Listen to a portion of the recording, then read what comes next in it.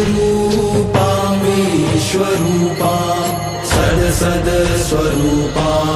त्रिगुणात्मिकां च जगत्प्रसूतां अजानजाम